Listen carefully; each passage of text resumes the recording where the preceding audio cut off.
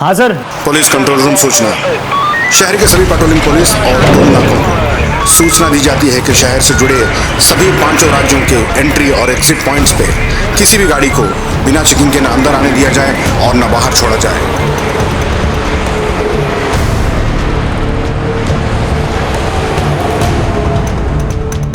क्या लोकेशन है? सिटी के बाहर एक डेयरी है, वहीं की लोकेशन है। ओके।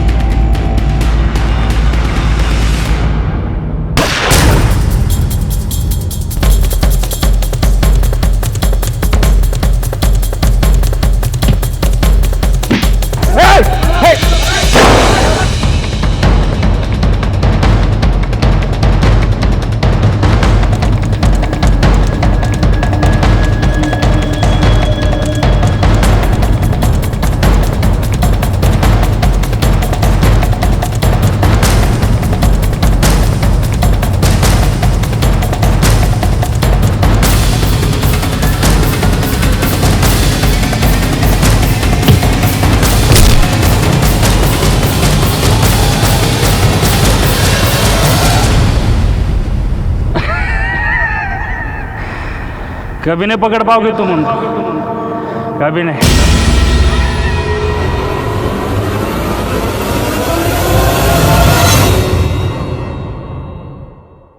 छोटे मोटे अपराध करके कानून की नजर से बच निकलना अपराधी अपराध को एक आदत बना लेते हैं। उन्हें लगता है कि वो कानून को चकमा दे सकते हैं और इसी गलत फहमी में वो एक के बाद एक जुर्म करते चले जाते हैं। आज का ये केस भी कुछ ऐसा ही है जो कभी भी देखा नहीं गया, जो शुरू तो हुआ था छोटे छोटे जुर्म से, लेकिन बढ़ बढ़ के इतना बड़ा अपराध बन गया कि एक महाजाल बन गया। सारे पुलिस डिपार्टमेंट की नींद और चैन हराम हो चुकी थी। साथ ही साथ पुलिस की गरिमा भी दांव पर लगी हुई थी। कई नौकरियां गई, कई तबादले हुए, फिर यह केस मेरे जिम्मे आया। इस केस को देखना हमारे लिए बहुत जरूरी है, क्योंकि इस केस में वो दस्तक छिपी है जो हमारी मानसिकता को डिस्क्राइब करती है।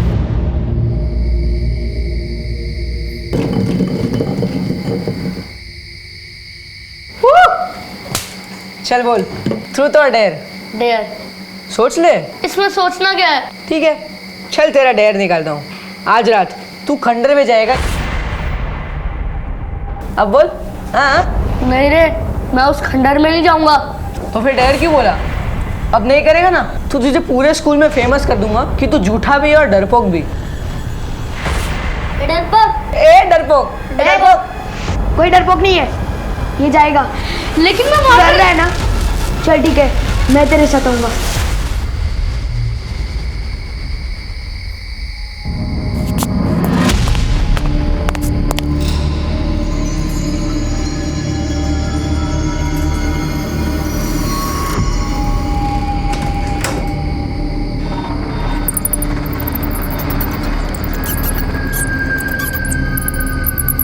आशु, यार बहुत डर लग रहा है। चल लौट चलते हैं, कहीं भूत भूत आ गए तो मुफ्त में हमारे जाएंगे। अबे डरपोक, दिमाग खराब हो गया क्या तेरा? ये भूत भूत कुछ नहीं होते। चल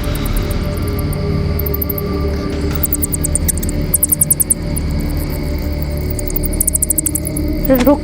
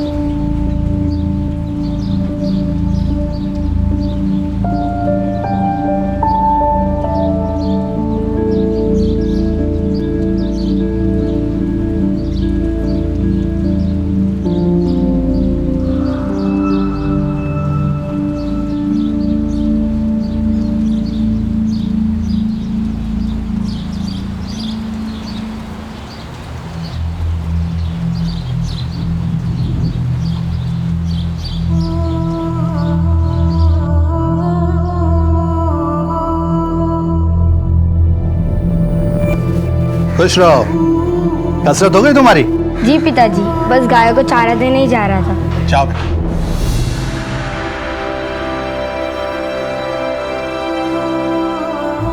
लता, हमारे बेटे में कुछ तो विशेष है। तुम देखना, एक दिन ही हमारा नाम जरूर रोशन करेगा।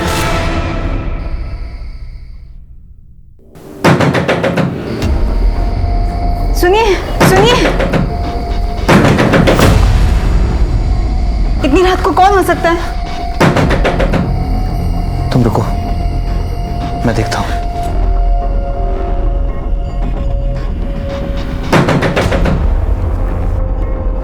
कौन है?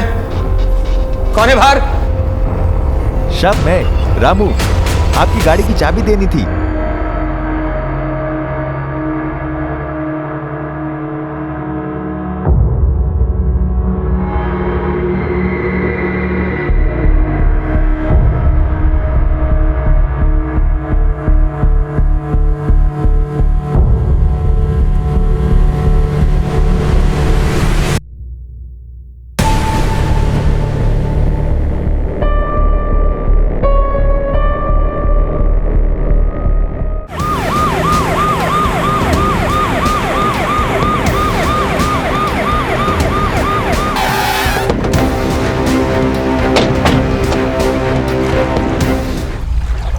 सर देख के लग रहा है लास्ट 3-4 दिन पुरानी है। चेक करो कोई आईडी वगैरह है क्या नहीं। यहाँ पास में एक बोर्डिंग स्कूल है सर, वहाँ के बच्चे अक्सर इस तालाब में मटर गश्ती करने आते रहते हैं। ये शायद वहाँ का होगा।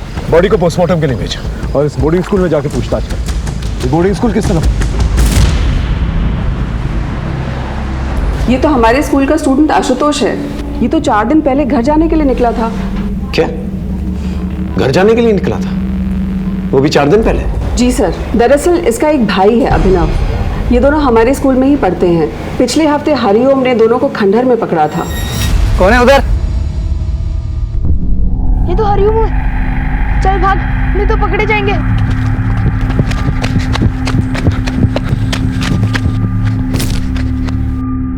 चल चल।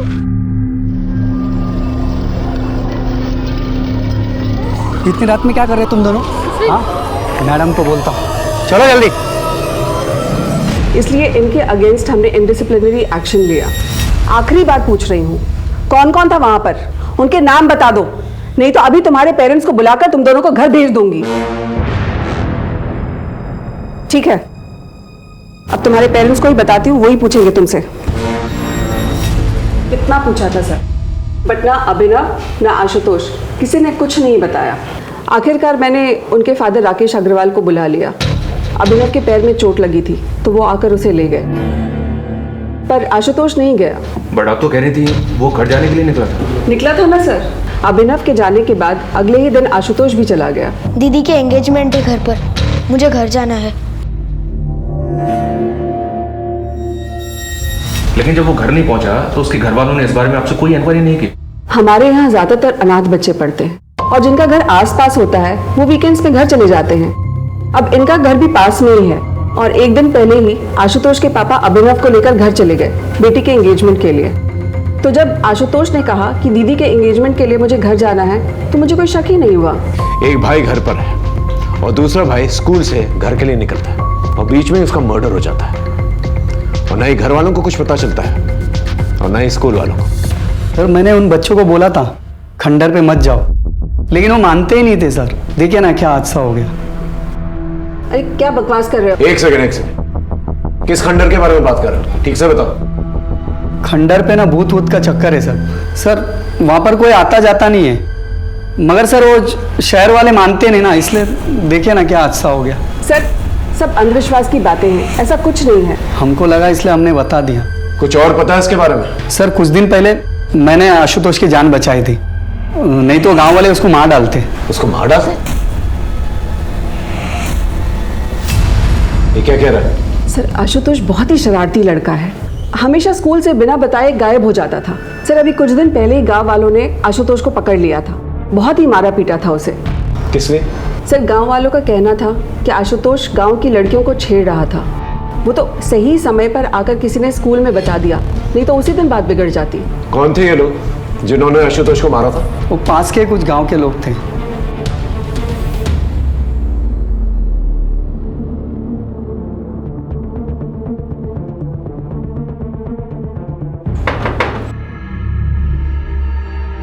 जी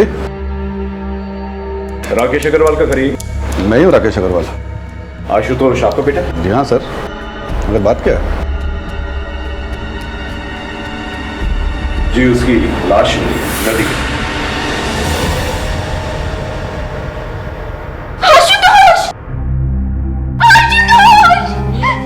क्या हो गया?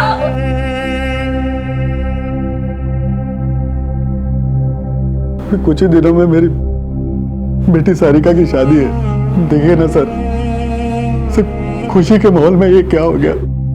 हमने लाश को पोस्टमार्टम के लिए भेज दिया। हमें लगता है कि लाश 4 दिन पुरानी है। वो स्कूल से घर के लिए निकला था, लेकिन ताज्जुब की बात यह है कि 4 दिन बीत चुके हैं और आप लोग में से किसी ने भी एक बार भी उसे कांटेक्ट करने की कोशिश नहीं की। मेरे दोनों बेटों में आशुतोष ज्यादा शरारती था सर, और उसकी संगत में अभिनव भी बिगड़ रहा था। उस दिन जब कंप्लेंट आई तो मैंने स्कूल में जाकर उसे बहुत डांट लगाई सर, जिससे उससे अपनी गलती का एहसास हो और उसे लगे कि पापा नाराज हो जाएंगे, इसीलिए कॉल नहीं किया। अगर सर हमें जरा भी मालूम होता था कि ये सब हो जाएगा तो हम उसे कॉल क्यों नहीं करते सर? सर मैंने तो उसे साथ आने के लिए कहा था, मगर वो नहीं माना। तू भी चलना, दी की एंगेजमेंट में मौज करेंगे, मौज। तो जा, मैं नहीं आ रहा, वैसे भी पापा नाराज है। अरे पापा को जो कहना था उन्होंने कह दिया, अब थोड़ी ना कुछ कहेंगे। तू जा, मैं अगले हफ्ते आऊंगा। चल ठीक है। फिर ऐसा क्या हुआ था कि उसके मना करने के बावजूद वो अगले दिन ही स्कूल से निकल गया? और कहाँ गया? नहीं आप लोगों को बताया उसने और ना ही स्कूल वालों को। बेटा तुम लोग उस दिन खंडर में क्यों गए थे? डेयर, आज रात तू खंडर में जाएगा ये प्रूफ करने कि वहां कोई भूत नहीं है। नहीं रे, मैं उस खंडर में नहीं जाऊंगा। डरपोक, कोई डरपोक नहीं है, ये जाएगा। लेकिन मैं वहां डर रहा है ना? चल ठीक है, मैं तेरे साथ आऊंगा। ये भूत भूत कुछ नहीं होता है। मैंने मना भी किया था उसे, पर लेकर गया वो मुझे, और वहां वो था।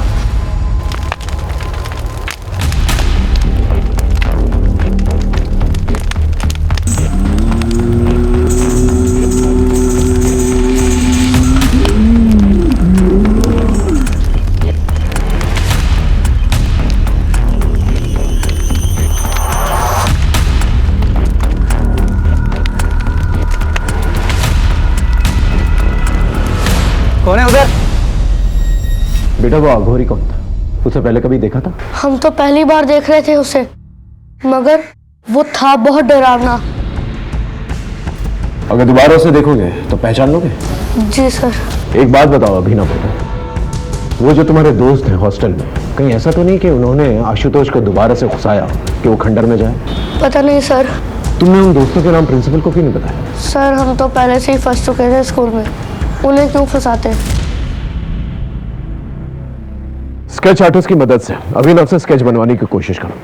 अगर इस अघोरी का इस मर्डर से कुछ लेना देना भी नहीं है तो भी हम इससे हेल्प ले सकते हैं। शायद इसने कुछ देखा कि मना करने के बावजूद भी आशुतोष तालाब के किनारे है और उस खंडर में क्या कर रहा है। Yes sir. और इस फैमिली का भी बैकग्राउंड चेक करो। इतनी तैयारियां चल रही हैं सगाई की, लेकिन बेटा इनके टच में नहीं था और इन लोगों ने भी जरूरत नहीं समझी कि बेटे को कांटेक्ट करें। मामला कुछ अलग है। ये गाँव वालों को क्या हुआ? एक टीम गांव भेजी थी सर, सबको थाने लेकर आई है। ठीक, चल। साहब अब कोई हमारी बहू बेटियों पर नजर डालेगा तो उसे कुछ कहेंगे भी नहीं क्या? और ये आशुतोष की तो क्या कहें? साफ साफ बता क्या हुआ था?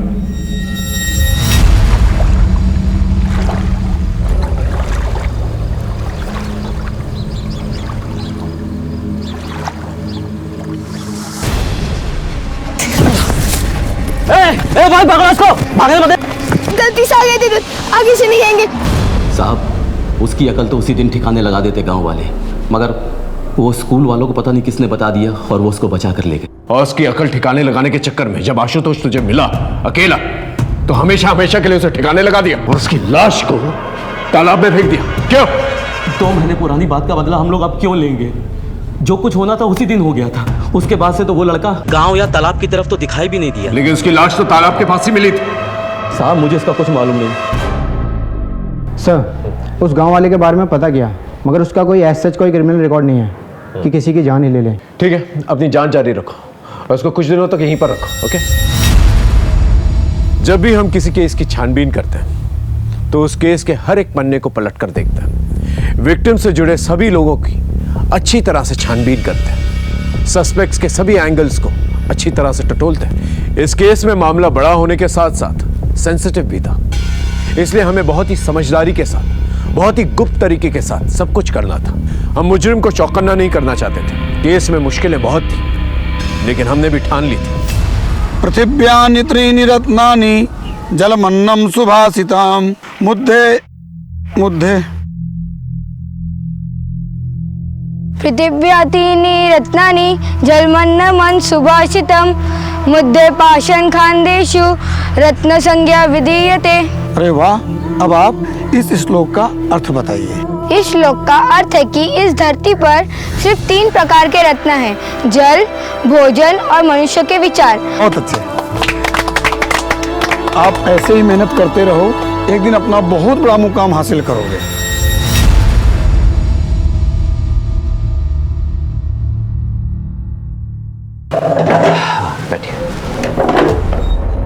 बताएं क्या प्रॉब्लम है आपकी? प्रॉब्लम तो मुझे कुछ भी नहीं है, तुमने जो ऑपरेशन किया था ना, उसी के बारे में कुछ बात करनी थी।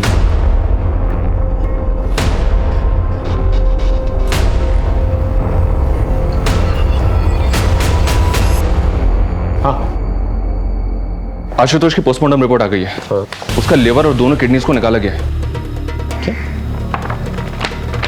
मतलब ऑर्गन ट्रेड?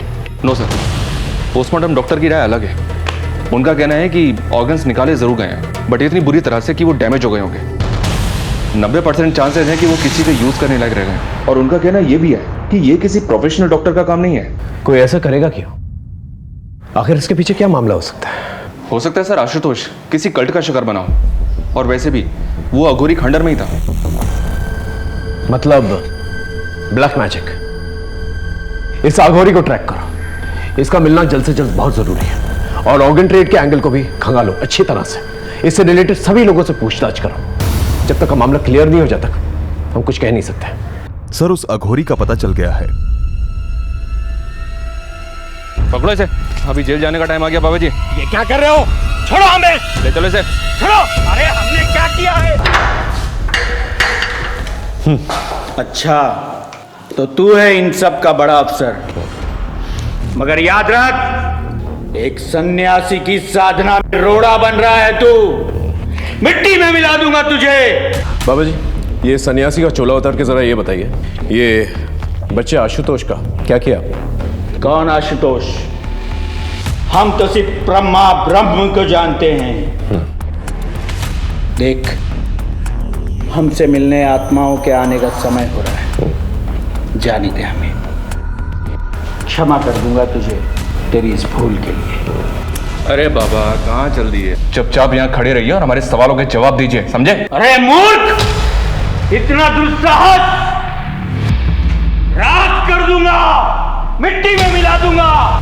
देखो बाबा, सीधे सीधे इज्जत से पूछ रहा हूं, क्या कि उस बच्चे की लाश मिली है उस खंडर के पास जो तालाब है ना, वहां जहां पर आप कुंडली मार के बैठे हुए और उसके अंग निकाले गए? कोई मजाक नहीं चल रहा है यहां पर। सीधे सीधे से बताओ अगर कुछ देखा है तो। देखना चाहेगा? अभी दिखाता हूं मेरी शक्तियां।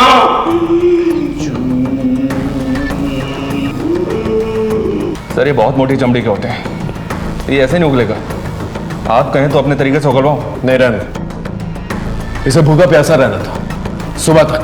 अगर सुबह तक कुछ नहीं बोला फिर अपना तरीका इस्तेमाल करें।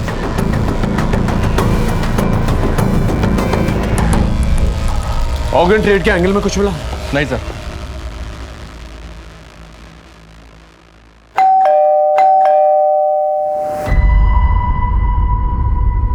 इतनी देर क्यों हो गई आज? कुछ नहीं, होम विजिट पे चला गया था। सर, आशुतोष की फैमिली बहुत खुश थी। सरिका की शादी हो रही थी और दोनों बच्चे भी बहुत अच्छे थे सर। बट राकेश फाइनेंशियली बहुत परेशान था। परेशान था मतलब? सर राकेश की फाइनेंशियल कंडीशन खराब थी, लेकिन अपनी बेटी की शादी में उसने दिल खोल के खर्च करने का मन बनाया था। अपने पड़ोसी से 5 लाख रुपए उधार भी मांगे थे, पर लिए नहीं। लेकिन इस सब का आशुतोष के मर्डर से क्या कनेक्शन? सर हो भी सकता है। वो क्या है, मैंने उसकी फाइनेंशियल कंडीशन चेक की तो मुझे ये मिला। इसी वजह से उसने 5 लाख रुपए उधार नहीं लिए थे पड़ोसी से। ये आशुतोष की एफडी है 5 लाख रुपए की, जिसे उसने 10 दिन पहले तोड़वाया था। बैंक से एक और बात पता चली सर। क्या? इसे उसने पहले भी तोड़वाने की कोशिश की थी, लेकिन तब वो ऐसा नहीं कर पाया था। लेकिन क्यों? सर, नाबालिग आशुतोष का एफडी तुड़वाने के लिए हमें उसके गार्डियन राकेश का भी साइन चाहिए था। राकेश का साइन तो सही था, पर जब हमने क्रॉस चेक किया तो आशुतोष का साइन ही फर्जी निकला। इसलिए हमने एफडी तोड़ने से मना कर दिया। इस पर मिस्टर राकेश काफ़ी नाराज़ भी हुए थे और फिर कुछ दिन बाद वो आशुतोष को ही लेकर बैंक आए थे। तुम यहाँ पे साइन करो बेटा। सही से साइन करना, नहीं तो फिर बोलेंगे कि फर्जी साइन कर लाया हूँ। आशुतोष ने तो मेरे ही सामने साइन किया था, पर सर वो कुछ डरा हुआ लग रहा था। इतने पैसों की क्या जरूरत पड़ी थी कि अपने बेटे के फर्जी साइन करवाए? और इतना शौक क्या चढ़ा था कि अपनी बेटी की शादी इतने आलीशान तरीके से करवानी थी? अरे सर, उस मैनेजर को तो 10 साल पहले रिटायर हो जाना चाहिए था। उम्र के साथ साथ उसकी आंखों और दिमाग दोनों ने साथ देना बंद कर दिया है। मैंने कोई फर्जी साइन नहीं किए, वो तो आशुतोष नहीं किए थे, लेकिन उस मैनेजर को लगा कि मैंने नकली साइन किए हैं, फ्रॉड बना दिया मुझे बैंक में। सर, इसलिए आशुतोष को बैंक ले जाना पड़ा। इस एफडी तोड़ने के पीछे की कहानी हमें पता है, अच्छे से पता है। आपके और आपके बच्चों की कोई भी एफडी नहीं है, और जिसकी एफडी है उसकी एफडी 10 दिन पहले तोड़ी गई, और तोड़ते के साथ ही उसकी मौत हो जाती है। ये कोइंसिडेंस सही है? अरे सर, कोई कोइंसिडेंस नहीं है। मेरे बेटे की एफडी थी, मैंने तोड़वा दी। आप मुझे गोल गोल घुमा रहे हैं। जा सकते हैं। इस बात का पता लगाना बहुत जरूरी है कि एफडी तोड़ते वक्त आशुतोष घबराया हुआ क्यों था। जरूर उसकी घबराहट के पीछे कोई ना कोई राज है। Okay sir. क्या हुआ? क्यों बुलाया था पुलिस ने? कुछ पूछना था। पापा, कुछ पता चला आशुतोष के साथ किसने किया ऐसा? अभी नहीं। देखो बेटा, जो हो गया सो हो गया। तुम्हारी शादी को कब तक टालेंगे हम? आज भी तुम्हारे ससुराल वालों का फोन आया था। अब आगे बढ़ने का वक्त है, तुम्हारा भी और अभिनव का भी।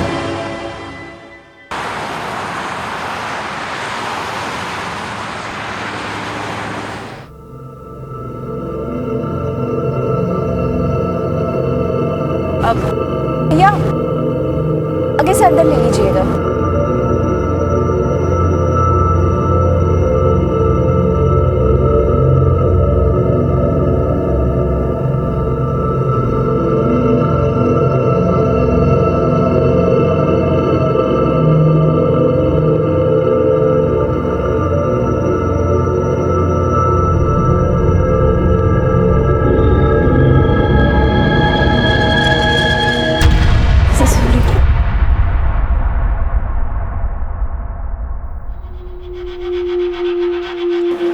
एक्सक्यूज मी, क्या मैं जान सकती हूँ रोहिणी मुझे कहाँ मिलेगी? जी आप कौन?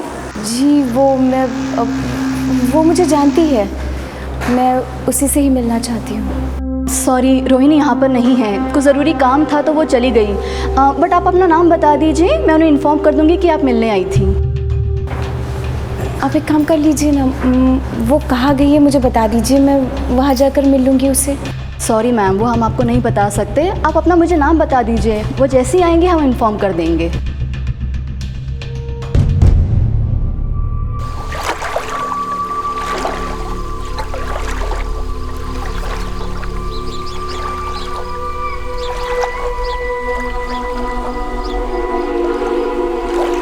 मनोहर, तुम्हारा बेटा तो इतनी ठंड में सुबह सुबह स्नान करके निकला है, क्या बात है?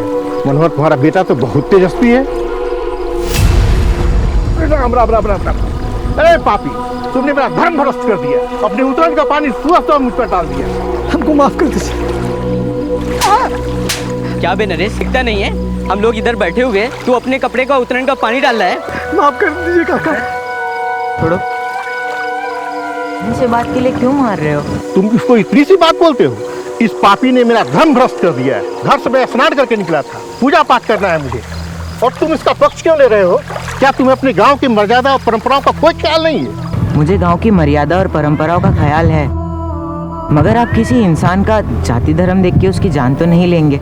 अगर नरेश के छूने से आपका धर्म भ्रष्ट हो जाता है तो मुझे इतना कमजोर धर्म नहीं चाहिए।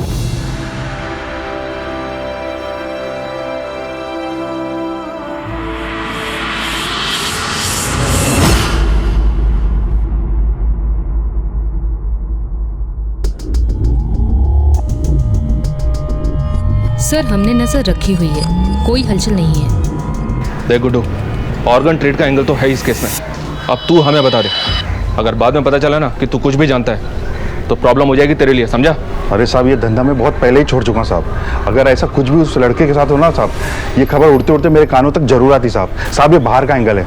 सर स्कूल से एक न्यूज़ आई है।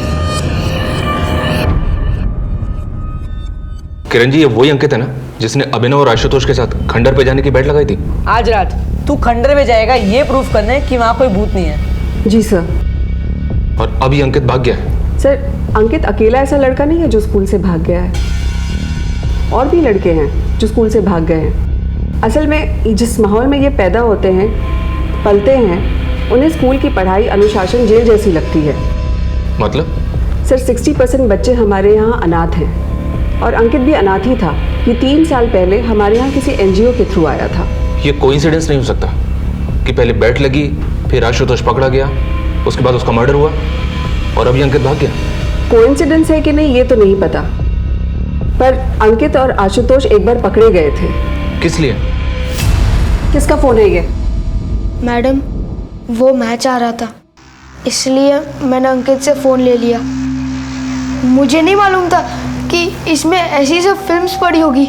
झूठ बोल रहे हैं मैम, वो गंदी फिल्म देखने के लिए उसने ही मुझसे ये फोन और ये फिल्म कहाँ से आई तुम दोनों के पास? पड़ा हुआ मिला था। ऐसी चीजें तुम दोनों को ही कैसे मिल जाती है, बाकी बच्चों को नहीं मिलती है? कल से हर रोज 1 महीने तक पूरे ग्राउंड के चक्कर मारोगे तुम दोनों। चलो जाओ यहाँ से।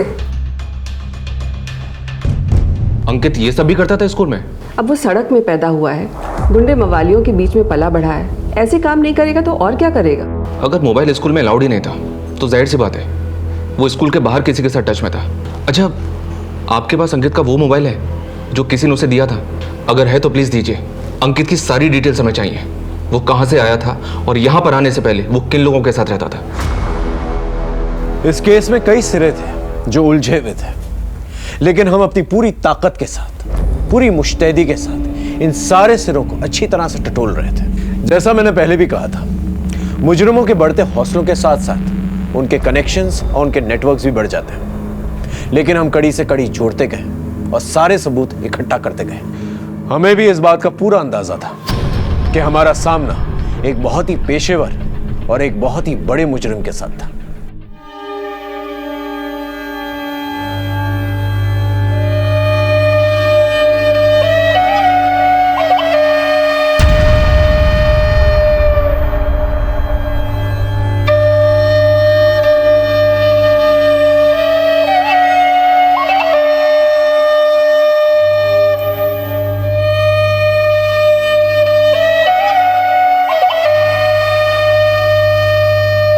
बड़ी गलत बात है शंकर। ये औरतें तुमसे अपनी मेहनत की मजदूरी मांगने आई, तुमने इनकी पिटाई कर दी। ये तो ठीक नहीं।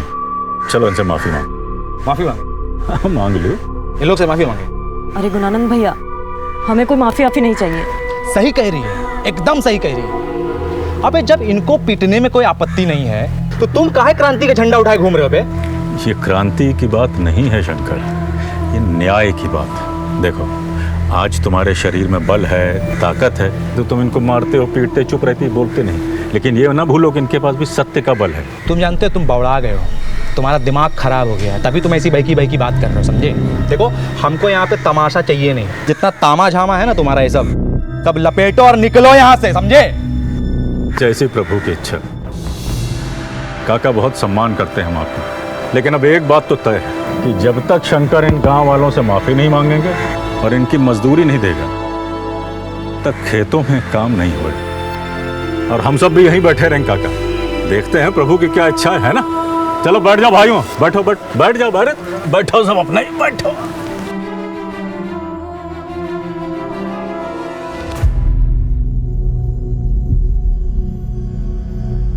गुणानंद छोड़ो, जाने दो।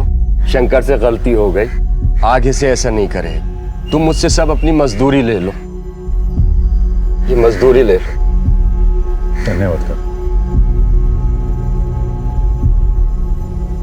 बोल इनसे, आगे से किसी को नहीं मारेगा। माफी मांग इनसे, बोल।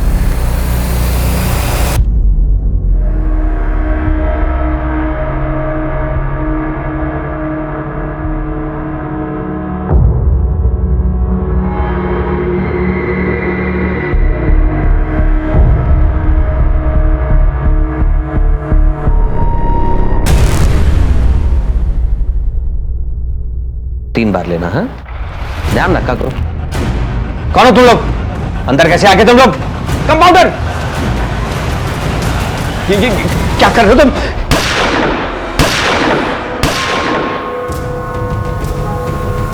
सर, हमने लास्ट ईयर के सारे केसेस को छाना।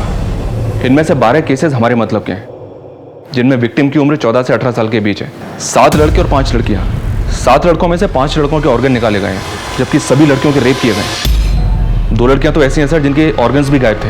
और सर कुछ केसेस तो ऐसे हैं जो आशुतोष के केस से काफी सिमिलर है। 3 लाशें तो उसी तालाब में मिली थी। और सर ये ऑर्गन वाली बॉडी, ये बिल्कुल आशुतोष की बॉडी की तरह ऑपरेट की गई है। ऑर्गन्स को निकालने का तरीका इतना ब्रूटल था कि चांसेस कम है कि ऑर्गन को बॉडी से निकालने के बाद उनका कुछ यूज हो पाया। ब्लैक मैजिक का कोई कनेक्शन? सर कुछ बॉडीज पर मार्किंग मिली थी, ऑलमोस्ट आधी बॉडीज को दागा गया था। लेकिन 2 लाशें ऐसी थी जिन पर कोई मार्किंग नहीं थी। लेकिन एक बात है सर, ऑर्गन को बॉडी से निकाला तो गया है, जैसे कि आशुतोष की बॉडी से निकाला गया था। इतने सिमिलर केसेस और किसी ने ध्यान तक नहीं दिया। इनमें से किसी की पहचान हुई है? जी सर, इनमें से 4 लड़के और 3 लड़कियों की पहचान हो गई थी, लेकिन बाकी बॉडीज अनआइडेंटिफाई ही रह गई थी। इन अनआइडेंटिफाइड बॉडीज को आइडेंटिफाई करो और इनसे रिलेटेड जितने भी थाने हैं उनमें पूछताछ करो, देखो क्या निकल कर आता है। इतना सारा कनेक्शन है तो कोई ना कोई कॉमन लिंक जरूर होगा। और स्कूल में भी पता करो इन अनआइडेंटिफाइड लाशों के बारे में। इतनी सारी लाशों का एक ही तरीके से काटा जाना बहुत सारे सवाल खड़े करता है। इस अंकित के बारे में कुछ पता चला? अभी तक कुछ पता नहीं चला है। मोबाइल की स्कैनिंग चल रही है, शायद उसमें कुछ मिले।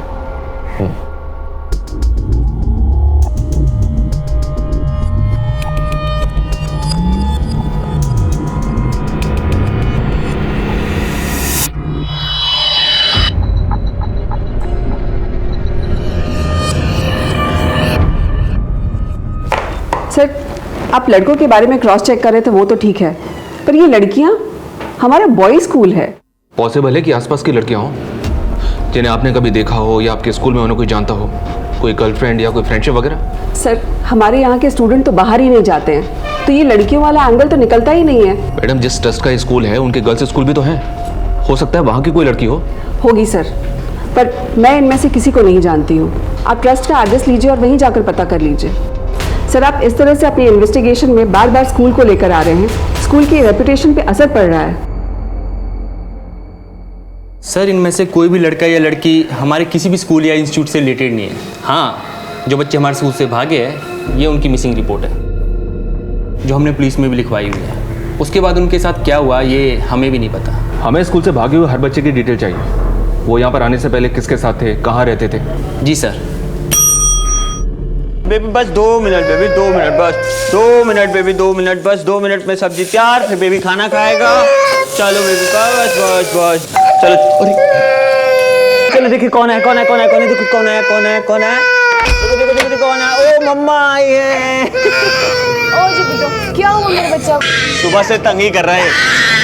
सब्जी, अरे सब्जी।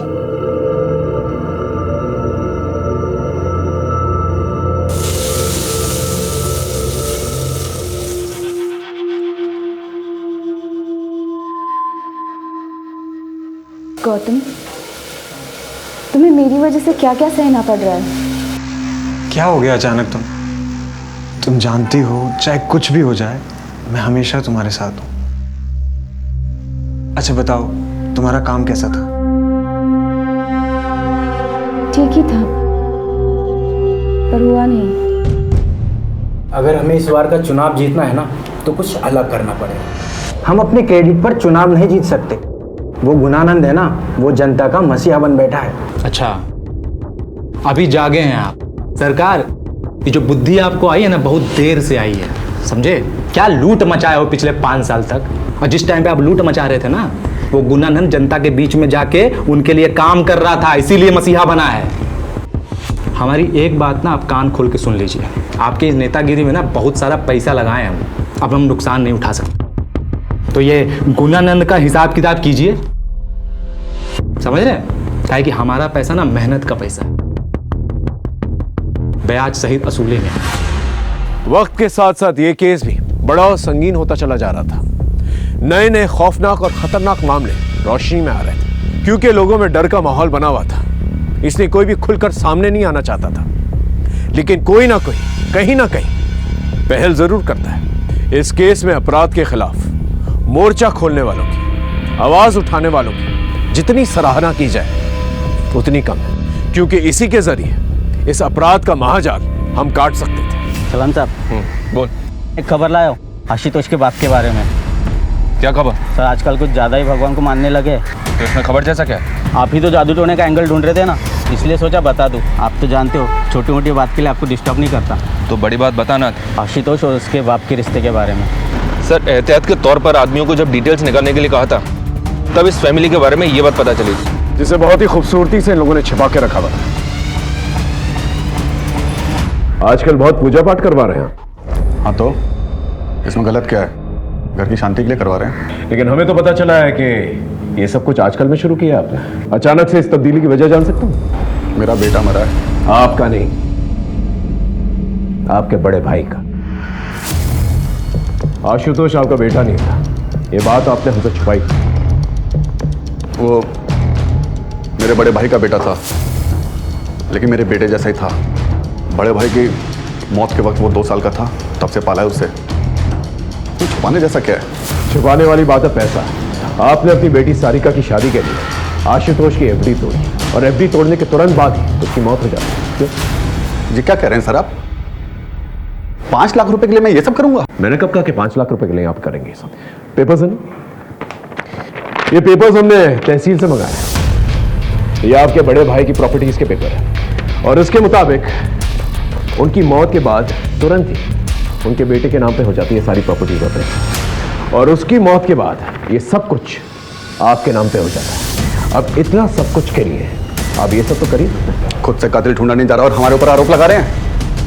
अगर आपके पास कोई सवाल है तो पूछिए, वरना मुझे और भी काम है।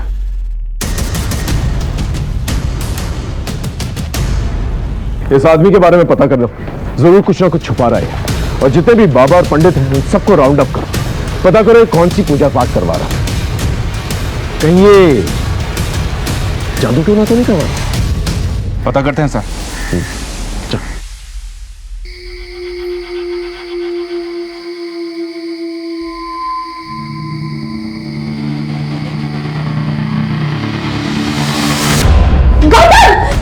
सॉरी सॉरी सॉरी सॉरी, गलती से बटन दब गया था। मैं जानता हूँ तुम्हें अंधेरे से डर लगता है, सो सॉरी।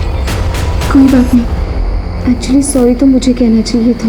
फोबिया मुझे है और खामखा तुम्हें तकलीफ में डाल रही हूँ। मैं जानता हूँ तुम्हारा दर्द, तुम्हारे मन में बहुत कुछ चल रहा है, पर तुम किसी से शेयर नहीं करना चाहती। पर मैं हूं ना तुम्हारे साथ।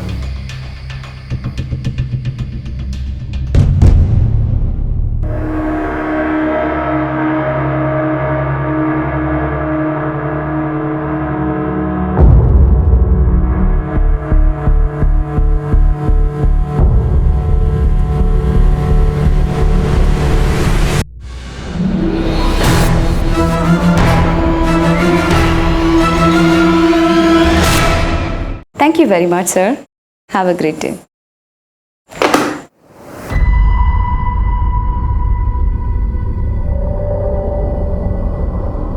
शोनम, हाँ मैं लंच के लिए बाहर जा रही हूँ। अच्छा, आधा घंटा लग जाएगा फिर भी मुझे, तब तक कि तुम रिसेप्शन संभाल लेना, ठीक है?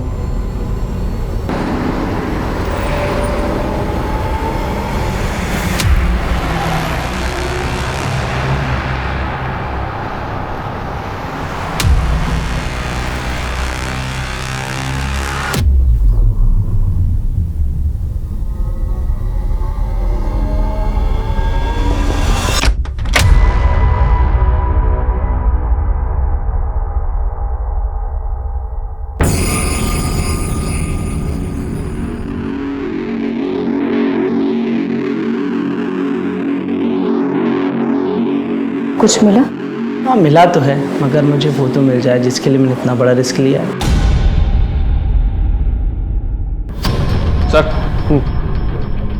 सर टोटल मिली 12 लाशों में से 5 लाशों की पहचान नहीं हो पाई है, लेकिन जिन 7 लाशों की पहचान उनके घर वालों ने की थी उन सबको बुलाकर हमने उनका बैकग्राउंड चेक किया तो सबके अंदर एक कॉमन लिंक निकलकर सामने आया है। क्या है कॉमन लिंक?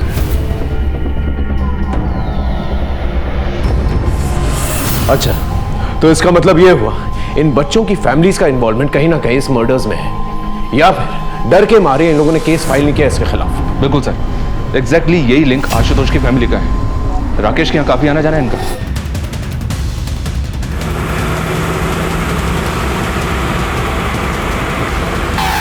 वहां जाके चेक करो, देखो क्या मिलता है। बस प्रशांत अंदर देखो, वहां जाओ। Yes sir. हाँ क्या हो रहा है इंस्पेक्टर? आप लोग ऐसे कैसे प्रीमाइस के अंदर घुस आए? देखिए मैम, हमें प्लीज अपना काम करने दीजिए, आपको जल्दी पता चल जाएगा। Okay sir. हाँ बच्चा, कुछ पता चला? अंदर कुछ भी सस्पिशियस नहीं मिला। छोटे छोटे बच्चे यहाँ आते हैं, आप लोग की इस तरह की गैर जिम्मेदार हरकत की वजह से देखिए कितना डरे हुए हैं वो। इस तरह आप लोग अंदर घुस आए, वो भी बिना वारंट के। I will complain it to your seniors.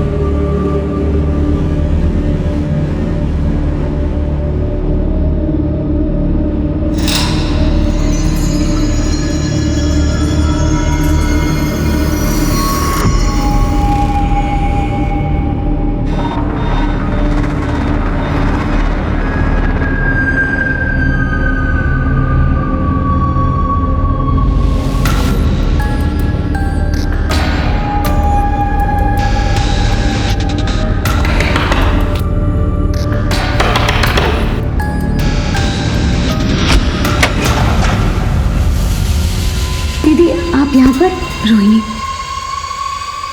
अपना जल्दी से सामान पैक कर ले और हम यहाँ से चलते हैं। दीदी मैं कहीं नहीं जा रही। पागल हो गई है, यहाँ पर बहुत खतरा है। अगर किसी ने हम दोनों को साथ में देख लिया ना, बहुत बड़ी प्रॉब्लम में फंस जाएंगे हम लोग। तुझे मुझ पर भरोसा है ना? तो चलो मेरे साथ, मैं सब समझाती हूँ रोहिणी। प्लीज रोहिणी।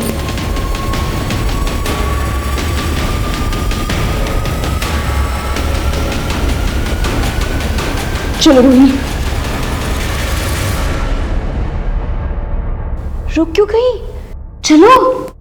तुम्हें क्या लगता है दीदी, मैं तुम्हारे झांसे में आ जाऊंगी? मुझे तो पहले से ही पता था कि तुम मुझसे जलती हो, और अभी तो मुझसे जलने के और भी वजह है ना तुम्हारे पास। ये पैसा, ये पावर है ना। रोहिणी ऐसी बात नहीं है बेटा, यहाँ पर कुछ भी सही नहीं है, इसलिए कह रही हूँ। चलो। क्यों दीदी, क्यों सही नहीं है? जब तक तुम कर रही थी सब कुछ सही था, लेकिन तुम पीछे रह गई, मैं आगे निकल गई, तो बस सब कुछ गलत हो गया।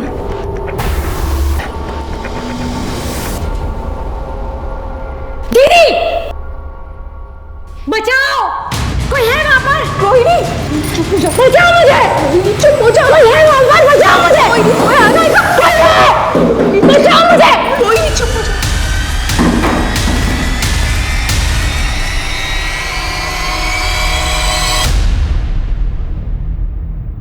हिमांशु रावत, इतनी लापरवाही। पुलिस डिपार्टमेंट में काम करते हो तो क्या पुलिस के रूल्स रेगुलेशन फॉलो नहीं करोगे? तुम जानते भी हो कितना केओस हो सकता था अगर पब्लिक को इस रेड के बारे में पता चलता। सर, हमारी इन्वेस्टिगेशन की सारी लीड्स इसी जगह पर पहुंच रही थी, इसे हमने रेड मारी। आगे से इस बात का ख्याल रखना, मुझे इन्फॉर्म किए बिना तुम इस केस में कोई भी कदम नहीं उठाओगे। पिछले हफ्ते एक टीम ने रेड मारने की परमिशन मांगी थी। ये फाइल स्टडी करो। ये क्या है सर? एक टीम और भी है जिसने सेम जगह पे छापे मारने थे। कौन सी टीम? जी, इस केस के बेसिस पर ही हमने कमिश्नर साहब से रेड के ऑर्डर मांगे थे, बट इनफ एविडेंस ना होने की वजह से ऑर्डर इशू नहीं हुए थे। ये कौन सा केस था? एक आदमी की बीवी गायब हो गई थी। सर मेरी बीवी वैदेही, वो बोल के गई थी कि वो ऑफिस के काम से शहर से बाहर जा रही है, पर तब से अभी तक वो वापस नहीं आई। कहाँ गई थी वो? पता नहीं सर, कुछ बताया नहीं। सर मैंने ऑफिस से पूछताछ भी की, पर उन्होंने कहा कि वैदेही शहर से बाहर कहीं गई नहीं ऑफिस के काम से। जब हमने इस औरत के ऑफिस से पता किया तो हमें ये पता चला कि वो औरत अक्सर अपने पति से झूठ बोल करके कई शहरों में जाया करती थी, जबकि उसके ऑफिस से कभी भी काम के सिलसिले में उसको शहर से बाहर भेजा ही नहीं गया था। फिर ये कहाँ जाती थी? पहले तो हमें ये अफेयर का एंगल लगा, फिर हमने उसके पति से बात की। देखिए आपकी बीवी ऑफिस के काम से तो बाहर जाती नहीं थी, और आपका ये कहना है कि उसका कोई अफेयर भी नहीं था, फिर वो आपसे झूठ बोल करके आखिर जाती कहाँ थी? सर मैं श्योर तो नहीं हूँ, पर उसकी एक बहन थी रोहिणी, जो शादी से पहले कहीं चली गई थी। हो सकता है वैदेही उसे ही ढूंढने जाती हो, क्योंकि हमेशा वो यही कहती रहती थी कि उसको वो ढूंढ के ही रहेगी। कहाँ से गायब हुई थी उसकी बहन? सर कभी उसने मुझे बताया नहीं। जब हमें वैदेही की बहन रोहिणी की गुमशुदगी के बारे में पता चला, तब हमने अपनी इन्वेस्टिगेशन फिर से शुरू की। हमने वैदेही की पूरी ट्रैवल हिस्ट्री निकाली, अलग अलग उन शहरों की जहाँ पर वैदेही जाया करती थी, और हर उस जगह के बारे में जहाँ के लिए उसने ऑटो बुक किया था, और वो सब वैदेही को एक ही पॉइंट पर लेकर के गए थे, नेटवर्क्स की इन बिल्डिंग्स पर। जी। और आखिरी बार वैदेही जब गायब हुई तब भी वो ऑटो से इसी बंगलों पर गई थी, जो इसी नेटवर्क की प्रॉपर्टी है। हमें डाउट है कि वैदेही और उसकी बहन रोहिणी का गायब होना इन लोगों से ही रिलेटेड है, और शायद इसीलिए वैदेही अलग अलग शहरों में जाया करती थी, और इसीलिए उसने अपने पति को कुछ भी नहीं बताया था। हो सकता है जान के खतरे को लेकर के डर रही होगी।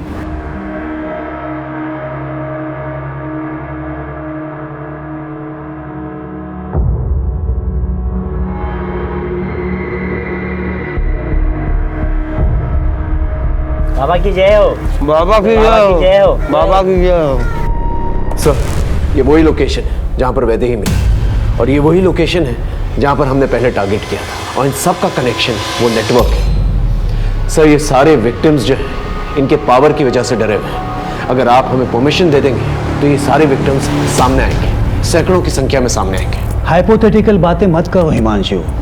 ऐसा करेंगे तो वैसा होगा, वैसा करेंगे तो ऐसा होगा। थोड़ा प्रैक्टिकल सोचो। शक करने की वजह हमारे पास बहुत हैं, लेकिन क्या हमारे पास पुख्ता सबूत हैं? कोई चश्मदीद गवाह हैं?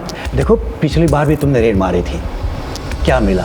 इस बार भी अगर हम फेल हो गए, रिजल्ट 0 आ गया, तो संभालना बहुत मुश्किल होगा हिमांशु। सर ऐसा दोबारा नहीं होगा। I promise I will not fail you. ऐसा मत सोचो कि मैं तुम्हें काम करने नहीं दे रहा हूँ, इसलिए मैं ये कहूँगा कि तुम कोई पुख्ता सबूत ढूंढो, कोई चश्मदीद गवाह ढूंढो, तब मैं इस ऑर्डर पे साइन करूँगा। सिर्फ शक के बेसिस पर इतना बड़ा रिस्क मैं नहीं ले सकता। हमने पूरी एड़ी चोटी का जोर लगा दिया था, लेकिन फिर भी अपराधी को पकड़ने में हम नाकामयाब रहे। अब हलचल बढ़ गई थी। अब अपराधी की नजर पुलिस की हर एक मूवमेंट पे थी, क्योंकि केस सेंसिटिव और बड़ा था। कमिश्नर साहब की इंस्ट्रक्शंस और उनकी फिक्र वाजिब थी।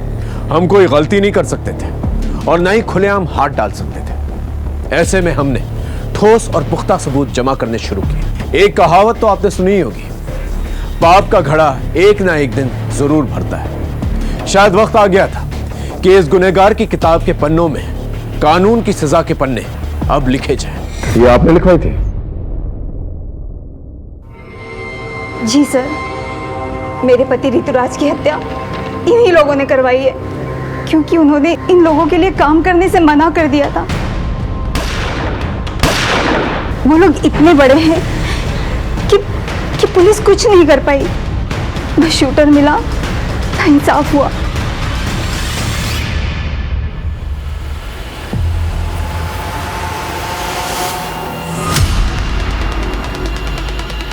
जी सर, गाड़ी अभी अभी बंगला से निकली है सर। गाड़ी पे नजर रखो, किसी भी हाल में गाड़ी निकलनी नहीं चाहिए। ओके सर, अब तो सबूतों के साथ साथ गवाह भी मौजूद है। हाँ सर, वो वही है हाईवे पर।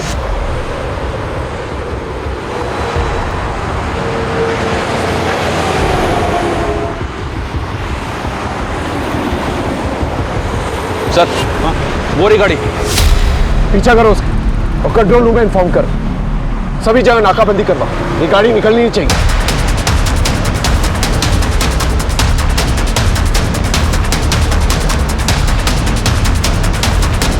ले चलो।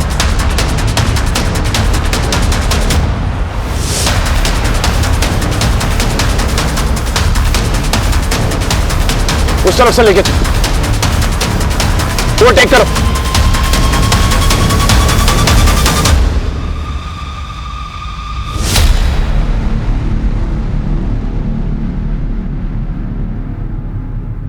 सर अब तो सबूतों के साथ साथ गवाह भी मौजूद है।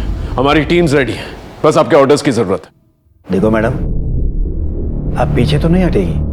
नहीं सर, उस आदमी को मैं सलाखों के पीछे देखना चाहती हूँ और उसके लिए मैं कुछ भी करूंगी। सर हम जितनी देर लगाएंगे वो इतनी दूर चला जाएगा, प्लीज।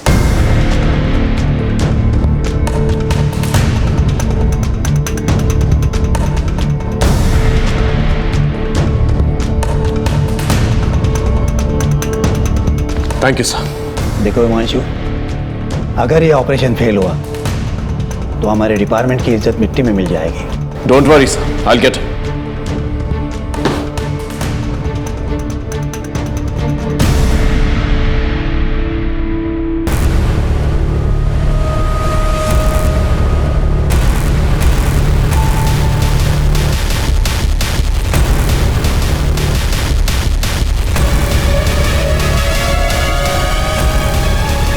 लता, हमारे बेटे में कुछ तो विशेष है। एक दिन ये हमारा नाम जरूर रोशन करेगा।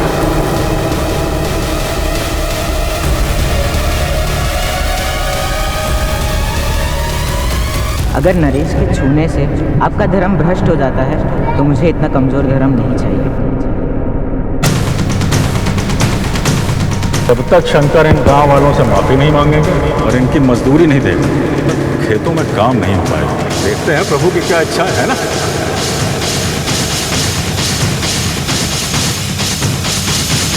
ब्रेकिंग न्यूज, अभी तक की सबसे बड़ी खबर ये है कि गुणानंद स्वामी को पुलिस ने राज्य के हाईवे से गिरफ्तार कर लिया है।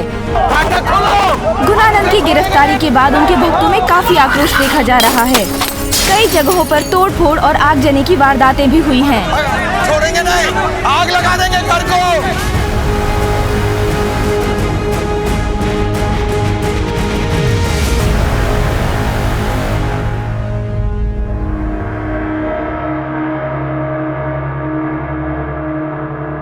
इंस्पेक्टर साहब, मैं एक सन्यासी हूँ और आप मुझ पर ये इतने घिनौने आरोप लगा रहे हैं, वो भी बिना किसी सबूत के।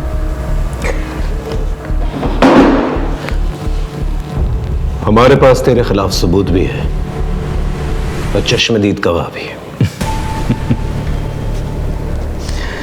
कितने बड़े अफसर हैं आप, फिर ऐसी नादानों जैसी बातें क्यों कर रहे हैं? किसी ने कुछ ऊट पटांग कह दिया और आप हमको यहाँ इस कारावास में ले आए कैद करके। जो प्रभु की इच्छा, हमें आपसे कोई शिकायत नहीं।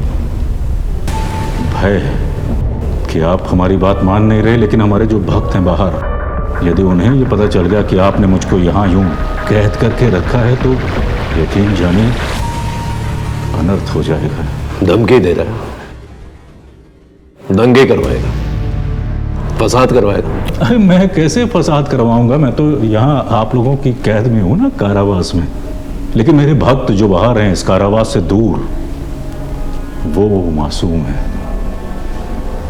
प्रेम करते हैं मुझसे, और प्रेम में तो इंसान कुछ भी कर जाता है ना। ऐसी चिकनी चुपड़ी बातें करके भोले भाले भक्तों को अपने जाल में फंसाता है ना तुम। लेकिन यहाँ ऐसा नहीं चलेगा, यहाँ गुनाह कबूल किए जाते हैं। परंतु कौन से गुनाह, कौन से? ये ऐसा नहीं मानेगा। एक काम करो, इसे यहीं रखो और खाना पीना बिल्कुल नहीं देना और सोने भी मत देना। देखते हैं ये खेल कितने दिनों तक चलता है।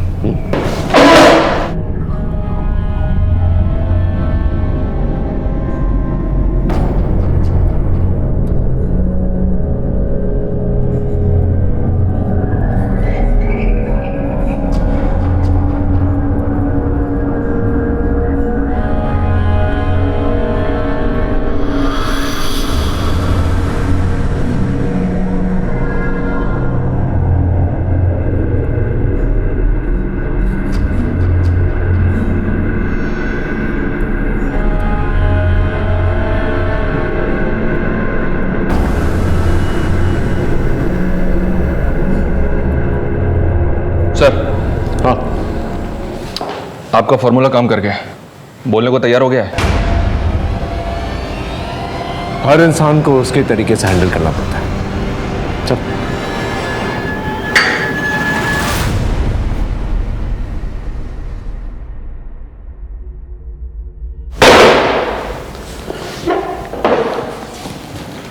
चल अब बोल। न जाने 2-3 लोगों ने क्या बक दिया, आप तो मेरे पीछे ही पड़ गए इंस्पेक्टर। ये दीवारें ज्यादा दिन तक रोक नहीं पाएंगे इंस्पेक्टर। ऐसी चिकनी चुपड़ी बातें करके भरतपुर से पूरे भारत के लोगों को धोखा दिया है तूने। बचपन से मेरे बाबा को लगता था कि कुछ खास है मुझे, कुछ तो बड़ा करूंगा मैं, और धीरे धीरे यही बड़ा करने की धुन मुझ में सवार होती चली गई। गुणानंद बाबा की, गुणानंद बाबा की, गुणानंद बाबा की। धीरे धीरे मुझे समझ में आ गया कि लोगों पर राज करने के लिए उनका विश्वास जीतना बहुत जरूरी है। बस फिर क्या था, मैं लोगों की भलाई के काम करना शुरू कर दिया मैंने, और लोगों का विश्वास दिन प्रतिदिन मुझ पर बढ़ता चला गया। बस फिर क्या था, पैसे मेरे कदम चूमने लगे। बड़े बड़े लोग आते थे मेरे सामने सिर झुकाते थे, मैं जो चाहता था वो करता था। और तूने इस पावर का इस्तेमाल अपनी इमेज बढ़ाने के लिए किया। लड़कियों का रेप किया, बच्चों को मारा, काला जादू किया। लेकिन ऋतुराज ने क्या किया था, उसे क्यों मार डाला? ऋतुराज हमारे लिए मारकाट वाले काम करता था, जादू में इस्तेमाल करने के लिए। पर पता नहीं क्या हुआ, सब धीरे धीरे उसका मन इन कामों से हटने लगा, और एक दिन बिना बताए सबको छोड़कर भाग गया। खतरा था वो हमारे लिए। अभी भी देर नहीं हुई है ऋतुराज, काम पर लौटा। क्षमा करें महाराज,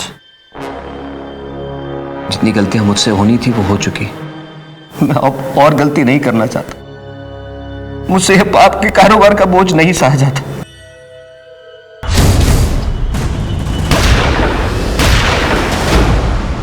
वैदेही कहाँ है?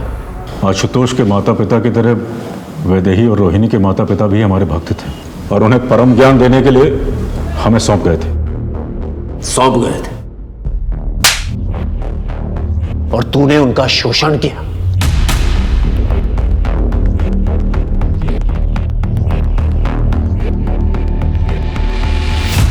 वैदेही कभी भी सहज नहीं थी आश्रम में, लेकिन रोहिणी पूरी तरीके से काबू में थी हमारे।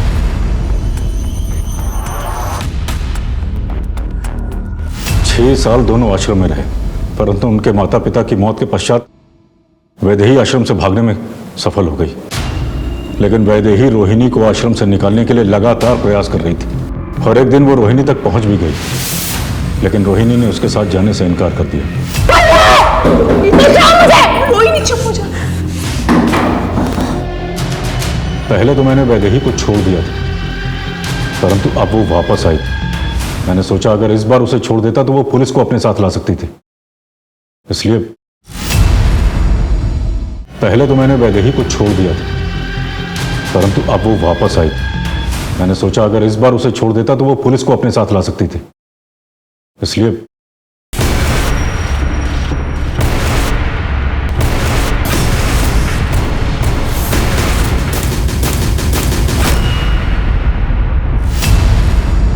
तू तो ज्यादातर अनाथ बच्चों को मारता था, फिर आशुतोष को क्यों मारा? वो तो तेरे स्कूल में पढ़ता था, ऊपर से गरीब भी था। उसका बाप मेरा भक्त था, पर वो गरीब नहीं था। बाद में मुझे पता चला कि उसके बाप के पास पैसे भी थे और जमीन भी, और वो दोनों मुझे चाहिए थे। इसलिए मौका मिलते ही मैंने उसके बाप को अपने झांसे में ले लिया। दोनों लड़कों ने अघोरी की बुलाई हुई आत्माओं को भगा दिया है महाराज। अघोरी की तपस्या भंग होने की वजह से आत्माएं इनके बेटों पर हावी हो गई हैं। कुछ कीजिए महाराज, कुछ कीजिए। देखो, तुम्हारे दोनों बेटों ने गलती तो की है, जिस वजह से आज उन दोनों की जान खतरे में। हम ज्यादा से ज्यादा किसी एक बेटे की जान बचा सकते हैं। एक बेटे की बलि तो तुमको देनी ही पड़ेगी। अभिनव की जान बचाने के लिए उसने आशुतोष को बलि के लिए चुना। पूजा के नाम पे हमने उससे 3 लाख रुपए लिए और उसकी बलि चढ़ा दी। और अंकित ने क्या किया था? उसे क्यों गायब किया? उसने आशुतोष की बलि चढ़ाते हुए देख लिया।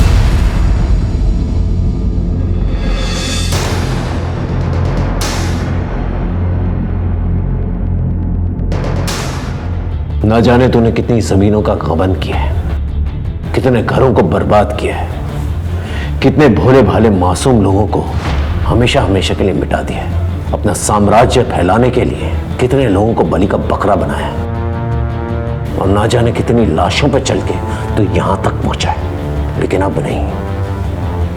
आशुतोष, ऋतुराज और वैदेही जैसे कई केसेस और कई शिकायतें हमारे पास आ रही हैं। इस जन्म में तो नहीं, तो इस जगह से निकलने वाला, समझा?